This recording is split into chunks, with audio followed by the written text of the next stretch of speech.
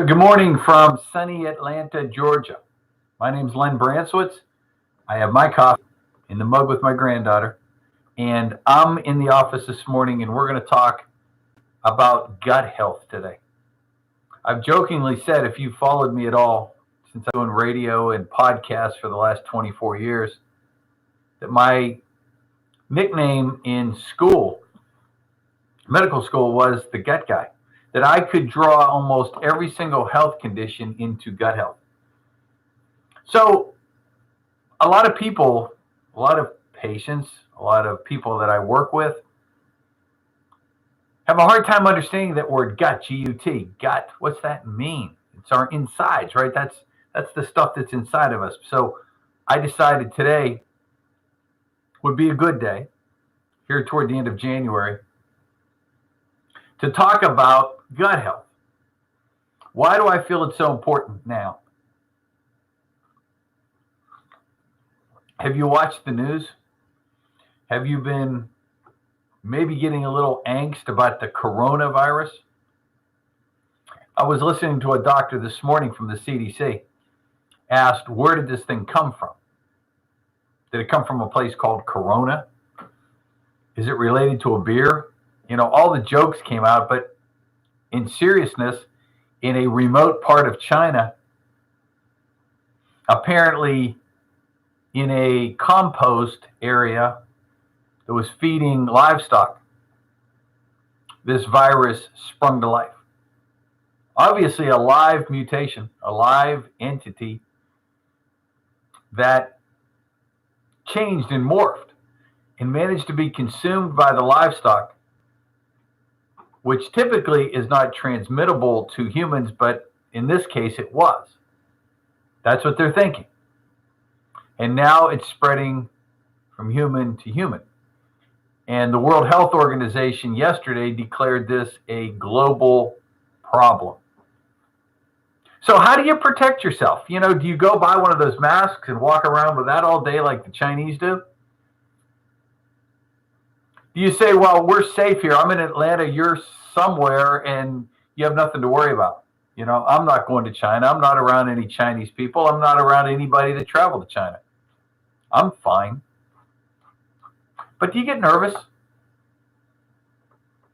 Do you think maybe this is the big one that we've been hearing about? This is the one that's going to come and really cause problems.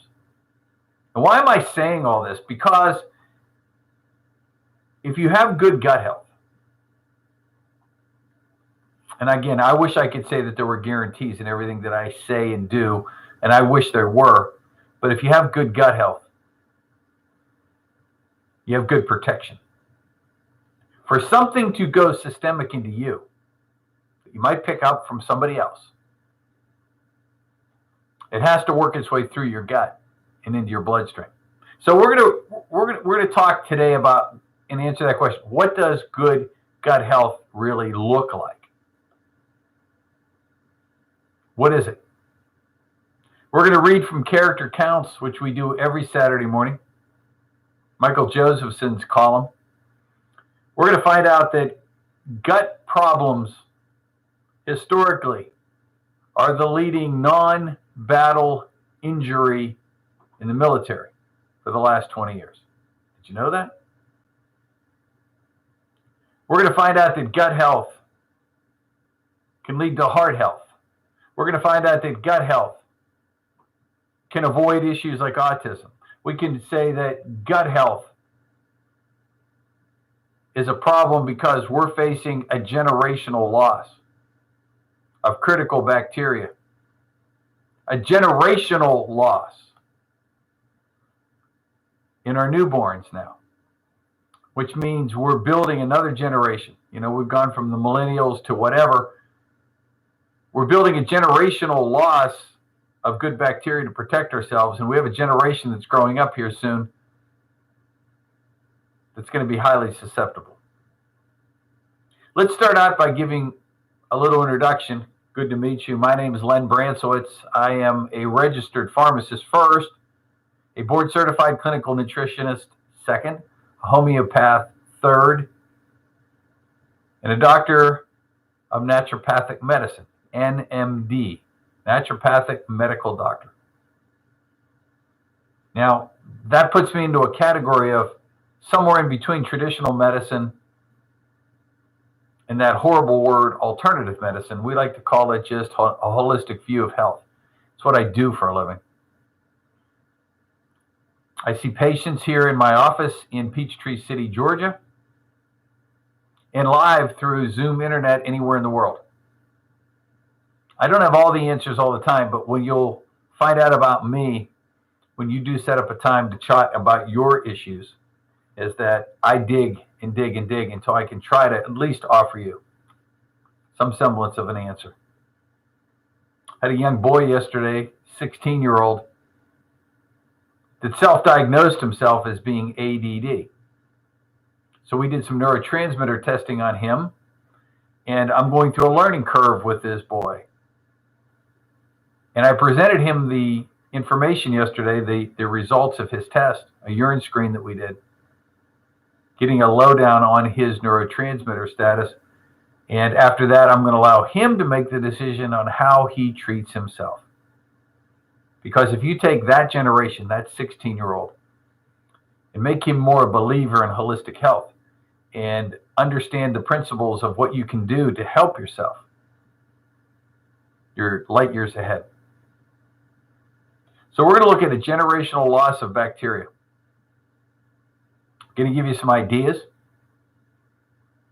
I brought 3 products in the studio here with me that we're going to talk about. You have your coffee? Are you ready to learn? By the way, today is day 21 of my fast. We've been doing a 24-hour-a-day fast, eating 1 meal a day for the last 21 days.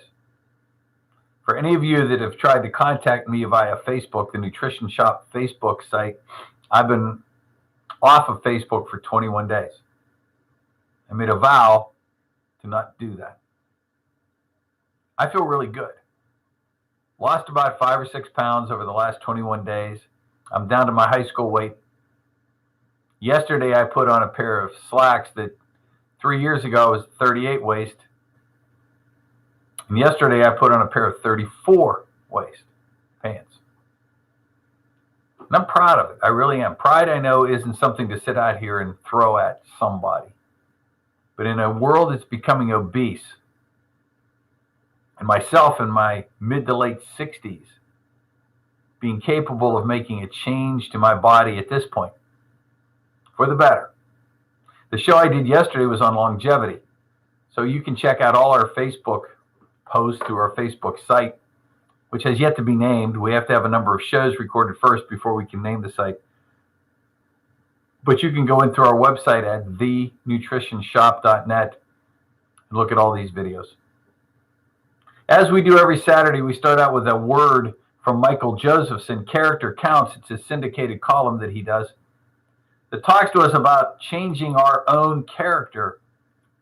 And if we all did this, what a better world this would be. After a workshop, Paul, not his real name, told me he still has a 10-year-old scar from the time he quit a good job rather than lie. When his boss asked him to issue a press release containing patently false statements, he refused, putting his employee badge on the table. His boss calmly handed the badge back, saying, "Think this over. Why throw away a good job and a promising career?" Paul walked out so frustrated and frightened, he had to find a private place to cry. What's worse, he said his act of moral courage was a meaningless waste. Someone else issued the press release, and his boss's career flourished. It took me years to find a job as good as that one, and my family suffered, he added. So what good did my integrity do for anyone? Paul was looking for validation of his principled stance in the wrong place. We exercise integrity not to get what we want, but to be what we want. Integrity isn't about winning. It's about staying whole and being worthy of self-respect and esteem of loved ones. It's about being honorable, not a success strategy, but a life choice. Although Paul suffered because of his moral courage, he would have suffered far worse had he betrayed his values. While he didn't appreciate it at the time, he preserved for himself and his family something much more valuable in his job, his honor. It's no accident that he now has a better job and a better boss with no pressures to cheat or lie. And as you watch the lies spew during what's going on in Congress, I want you to think about that. Character. Character counts. Babies born in the USA for the last 2 years don't have the microbiome that they did 100 years ago. The discovery of a link between one bacteria called Bifidobacterium infantis and the oligosaccharides in human breast milk has been profound.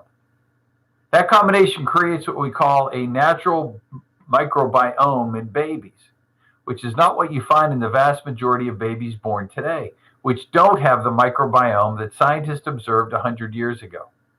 This microorganism, B. infantis, converts the human oligosaccharide in breast milk into short-chain fatty acids that lower the pH of the microbiome. The stool pH of babies was around 4.8 to 5 for babies born in the 20s, whereas babies born today have a stool pH between 6 and 6.2. In its latest U.S. clinical trial with 70 babies, which focuses on safety and tolerance, has been accepted for publication, showed that supplementation with activated B. infantis, along with consumption of breast milk, restored the fecal pH back up to a slightly more acidic level, which led to stable colonization and better health for the baby. Two factors that come out of this article. This was published in the American Journal of Diseases in Children and the American Journal of Clinical Nutrition back in 2008. That there was a change going on in moms during pregnancy, which resulted in a difference in the gut health of the newborn baby. That was in 2008. The wake-up call that was done in 2008, 12 years ago, was to do something with pregnancies, to do something with new moms, give them enough probiotics during the course of the pregnancy. Oh my God, I don't know if that's safe during a pregnancy. Comes most OB-GYNs. Could be the biggest mistake that OB-GYNs have continually made. I get really tired of the bad information that most give to pregnant moms. Give them no information about proper eating or taking supplementation correctly. Probiotics during the course of pregnancy could have your child healthier into his teens, 20s, 30s, 40s, 50s, 60s, and beyond. And you don't want the best for your children? So we said there a microbiome change. So what does gut health really mean? At first, it seems like an obvious question. When most people think of gut health, they think of the freedom from traditional stomach issues, bloating, cramping, and discomfort, for example. What many of us don't realize is that gut health encompasses more, way more. In fact, when it comes to gut health, the digestive organs function like a miniature city, with intestinal and interrelated parts contributing to the overall function of the whole. Once you delve deeper, you find that there's a population within this miniature city that can change the way it all functions, the gut microbiome. This is a term that medicine has finally recognized. I've been screaming from the highest mountaintops for 20 years now. Microbiome, microbiome, its links to health. And I'm finally starting to see it appear in medical journals now. The word, microbiome. The gut microbiome refers to the microorganisms or the microbiota living in our intestines. Gut microbiota plays a role in gut health, in management of several gastrointestinal disorders. The composition of the gut microbiome is affected by dietary intake, and can be changed by dietary carbohydrates, prebiotics, probiotics. What's more, researchers are learning that the gut microbiome is responsible for more than just freedom from digestive problems. Over the past few decades, an expanding body of research has demonstrated links between gut health and the immune system, your mood, your mental health, your oral health, and most recently, your heart health. Most recently, a gut microbiome brain connection has been identified, meaning the different populations of bacteria in our gut can even impact how our brains work. Did you know that? It's still amazing to me when you look at the ultrasounds of newborns. And at 4 weeks after conception, the brain-gut link has been established before any other organs in the body. There's an entire neural network called the enteric nervous system linked to the microbiome, which we're learning remarkable things about. This enteric nervous system has been called the gut brain due to producing the majority of the body's serotonin, which people typically associate with the central nervous system in human brain. And doctors prescribe SSRIs like water. And people take them and feel better initially, but it fades away. So we go to a higher dose or we change it. Think about this. How many people do you know that are on an antidepressant? It's estimated that 80% of females over the age of 40 are on or have been on in the past year an antidepressant. My goodness. And then they say they really stop working after a while. So they call this the ENS, the enteric nervous system. Produces the great, like almost 90% of the serotonin in the body. The vagus nerve links the central nervous system to the gut. That's the gut brain. And allows the two to talk. As an example of this communication, the digestive tract might produce hunger hormones to let our central nervous system know the body's hungry. In a stressful situation, the central nervous system might reduce blood flow to the digestive tract, so blood flow is more available to the rest of the body. For these reasons, emotional or stressful events can cause a physical reaction in the gut with some people. I'll show you this article. U.S. Army exploring how stressors affect gut health in soldiers. The mental and physical stresses associated with military training may be detrimentally affecting the health of the guts of U.S. soldiers, potentially open the door to nutritional interventions. Data published in the American Journal of Physiology indicated that the stressors experienced during military training may impact the composition of the gut microbiota and metabolic activity and increase intestinal permeability, leaky gut syndrome, that's associated with inflammation.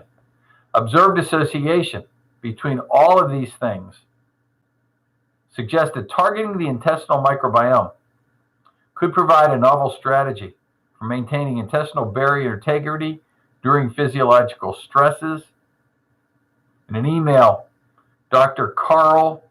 Philip Carl, PhD, U.S. Army Research Institute of Environmental Medicine and Military Nutrition Division, said this: our work is currently aimed at characterizing the impact of different military-relevant stressors on the gut microbiome.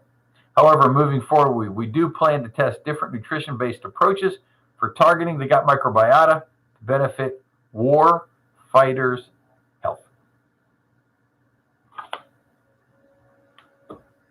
Back to our article. With so much at stake, maintaining gut health is increasingly on the mind of most health-conscious consumers. So how does the gut microbiome work? Within our gut microbiome, there are types of bacteria that are helpful for our health. These bacteria have several beneficial functions. Number one, they digest fiber. Although humans aren't able to directly digest and absorb carbohydrates from fiber, the microbes that live in our large intestine can. This creates byproducts like short-chain fatty acids that are thought to be linked to health benefits, and they are. Number two, these bacteria produce vitamins like vitamin K. Number 3, they support our immunity. Not all bacteria in our gut have a beneficial role, though. As knowledge of the microbiome has expanded, key goals of gut health have been revealed. The plan: decrease the number of harmful bacteria and increase the number of beneficial bacteria. How do you know what you got? Stool sampling. We use a lab that has a test called the gut zoomer, where you take a stool sample, send it off to a lab, and they do a complete DNA analysis of what's going on in your whole microbiome. You really want to know where your body's headed? You have a child that's always sick? Maybe it's time, instead of looking down their throats, we take a stool analysis and find out really what's going on the inside. Coffee break. There are new ways to accomplish goals. One way is to eat foods that contain fibers that the harmful bacteria already living in the gut for energy. These foods are often called prebiotics.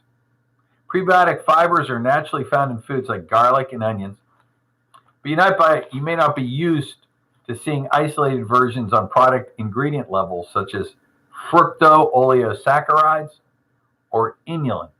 If you look at our ultra probiotic, you'll see that when we designed that one, we added inulin to the mix. Food for the bacteria. By eating these foods, we can help the good bacteria survive and thrive. Another way is to add more beneficial bacteria in our gut by consuming them directly. This is done by eating probiotics or fermented foods containing probiotics. These are bacteria found in food that are shown to be linked to certain health benefits. They survive the digestive process and take residence in our gut. Yogurt is a common example, although continuing innovation has helped to expand the breadth of foods and beverages with probiotic benefits. Another influence on the rise of interest in this whole world has been the emergence of spore-forming probiotics. You may be a probiotic user for many years, but the new concept of spore-forming probiotics that can latch on to parts of your body and populate, such as your esophagus, and start growing.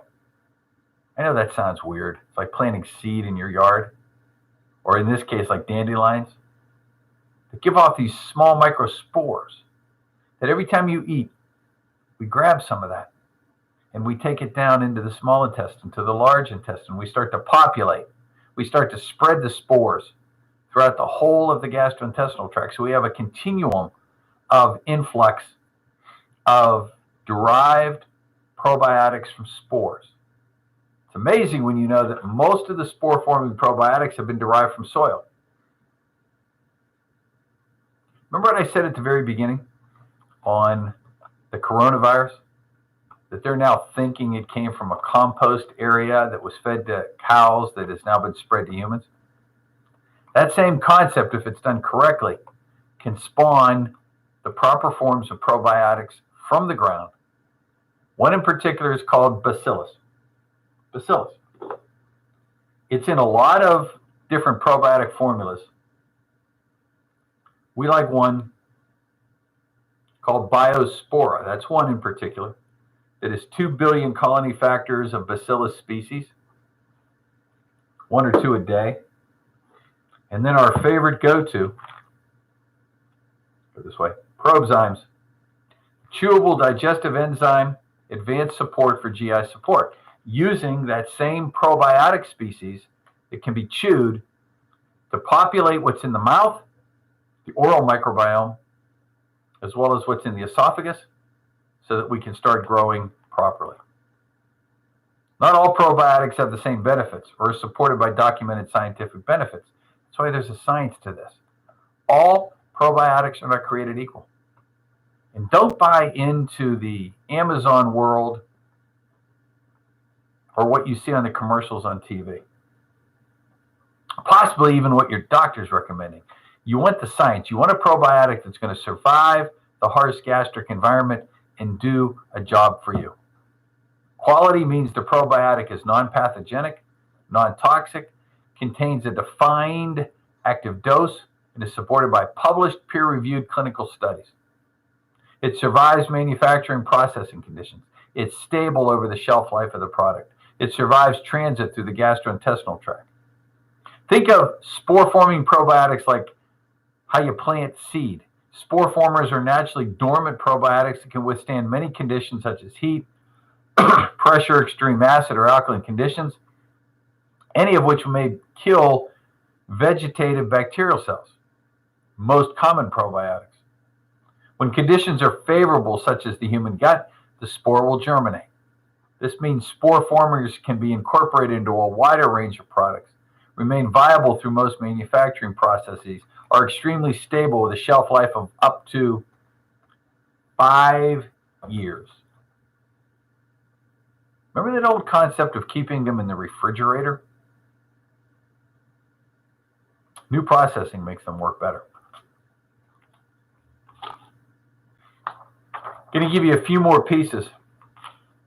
But again, I want to tell you a little bit more about me. Len Brantzowitz. I am the owner, head researcher,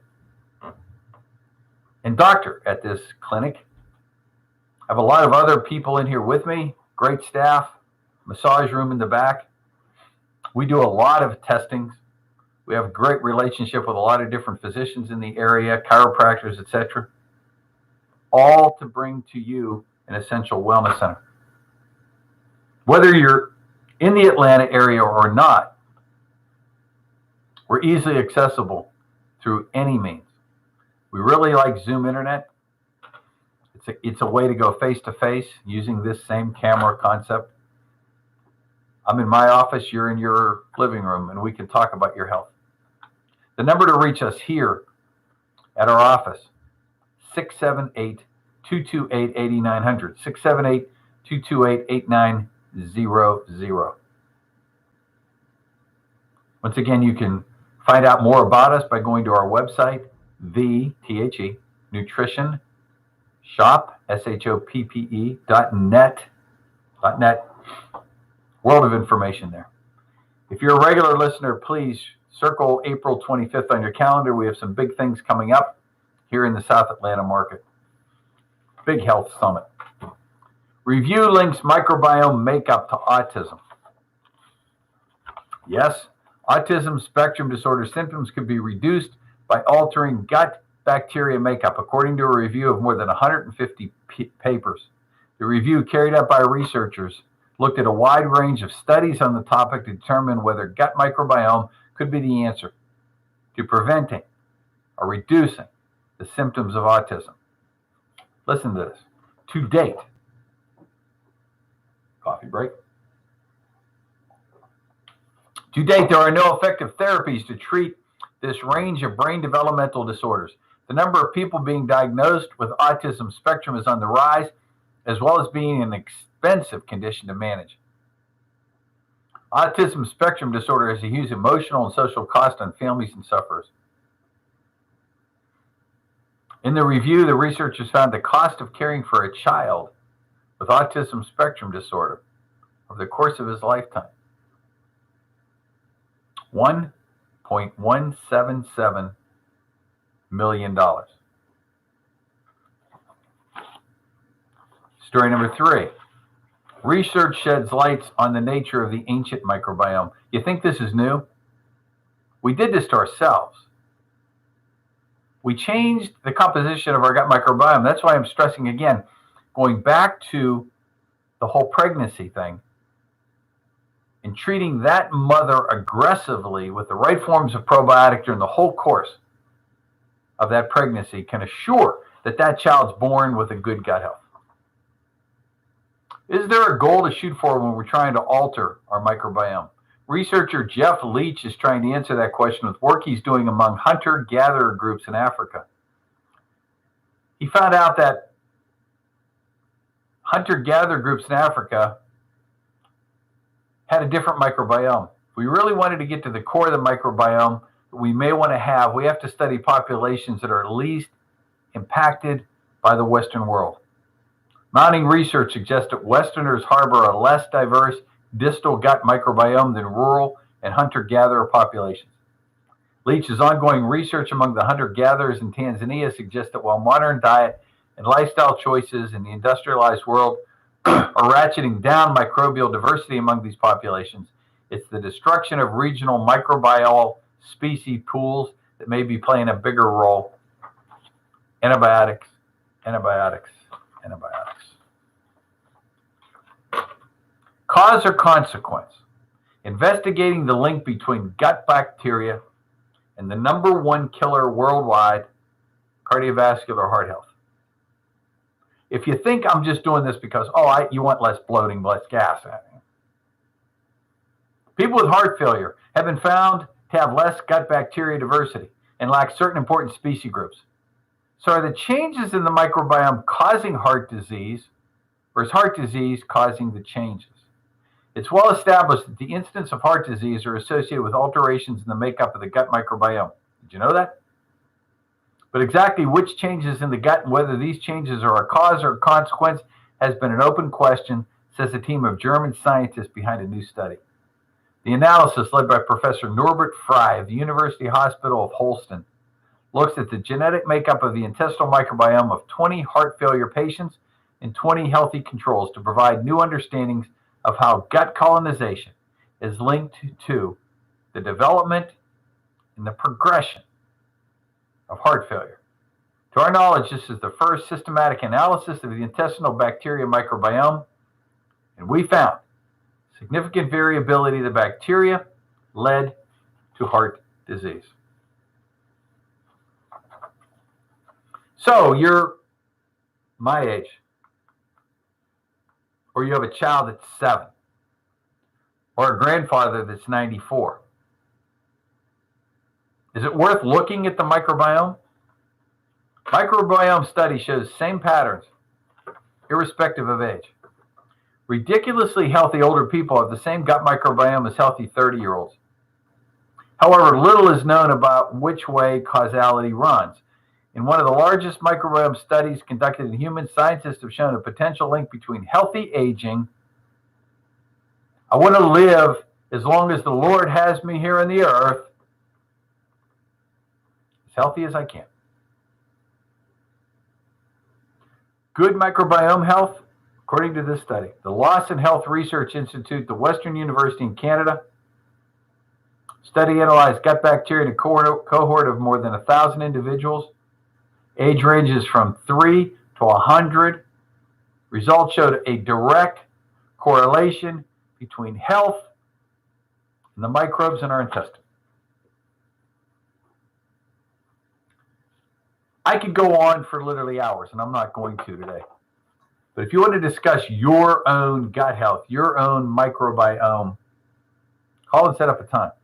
678-228-8900. Monday, this upcoming Monday, the 27th, from 11 to 12, I'm going to be guest host of a talk show with Nutritional Frontiers in Pittsburgh. I'm going to do it via these connections. KHB Radio. I will be on to discuss. Let me see. We are going to be discussing cleansing, gut health for weight loss. I'm going to finish up with this because I'm going to be talking about this more on Monday. This has become my #1 selling product. GI Complete. One of the best powdered forms to assist in gut health. GI Complete. You add GI Complete along with Probzymes, you've got a formula for success. If you want to get started and you want to try to fix the situation you're dealing with, and you're going to buy into this microbiome concept, give us a call, 678-228-8900, 678-228-8900. I want to thank you for waking up with us here on Saturday morning. Cheers. Have a blessed weekend. I'll be back here on this YouTube channel on Monday. Go look at my lovely face again, but we're going to continue to do this and build a library so that when you have an issue, we'll hopefully have addressed that and there'll be a video for you to go watch. Okay? God bless you. Again, the numbers to reach me here live. I'm in the office right now, 678-228-8900, 678-228-8900. Our website is thenutritionshoppe.net. God bless you, folks. See you back here on Monday, if not sooner. Take care.